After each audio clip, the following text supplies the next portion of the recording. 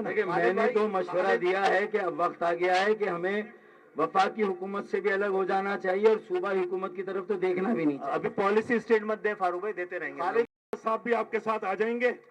ये दावत आम है और जिसको आना है वो आएगा, दर्द लेके आएगा और दर्द का इलाज यहीं से मिल पाएगा।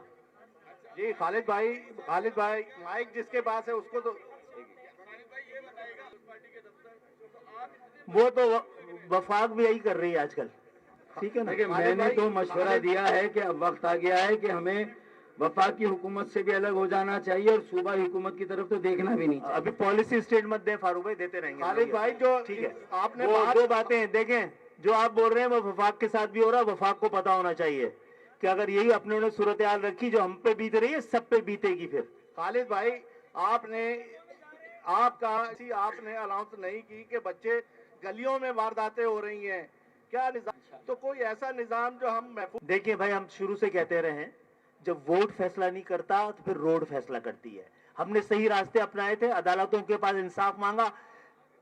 फारूक भाई के साथ जाकर मर्दमशुमारी से पहले, ये आप देख लीजिएगा हमारी मर्दमशनासी और फैसला, मर्दमशुमारी से पहले कह दिया अदालतों को कि हमारे खिलाफ अब की डंडी ने डंडा पड़ने वाला है महाजरों के वोट पर।